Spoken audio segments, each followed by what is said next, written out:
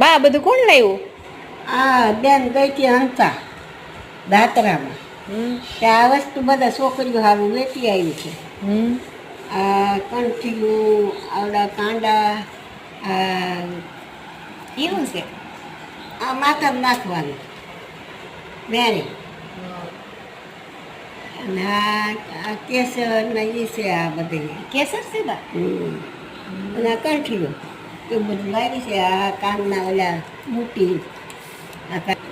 કેસર ઈ બાજુ સસ્તું હશે બા? અને હશે ને મોટું હોય તો લાવ્યા ને હવે આવી દાબેલી કેવું સરસ છે.